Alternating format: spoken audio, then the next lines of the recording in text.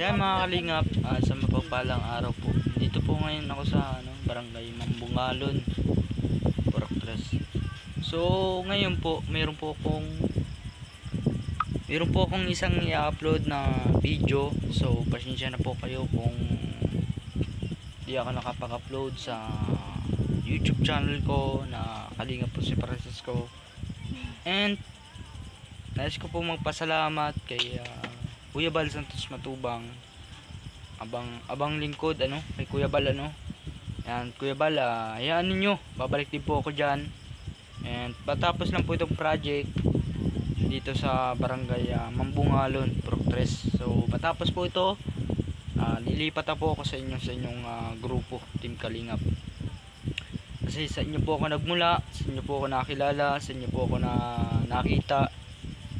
Maraming salamat Kuya Bal, kasi nagkaroon ako ng experiment, naging social media.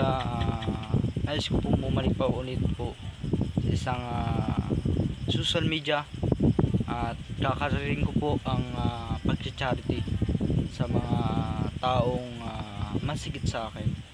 So po itong video ito, galing po akong dagat, tungod po ako ng dagat, hali ng Mercedes. Gali ako Mercedes and sumakay ako ng bangka. Ngayon lang po ako na nakapag-experiment kung paano po ang tumawid ng dagat. So ngayon po mga kalingap, abangan po natin yung upload ko po. Abangan po ninyo sa mga nag-aabang, gusto pong umabang sa mga video ko. Maraming salamat sa 21,000 subscriber. Maraming salamat po. And kay Kuya Bal Santos Matubang, kasi di ako mapag-video kasi dito kasi madilim sa daan. So dito ako sa liwanag para kitang-kita po ninyo. And God bless po. Mabuhay. Mapagpalang hapon mga OFW. Maraming salamat talaga. Kayo po ang naging daan, kayo po ang naging inspirasyon sa akin buhay. Maraming salamat. And thank you so much po kay Kuya Bal at Ate Eda Vlogs. Bye bye po and thank you so much.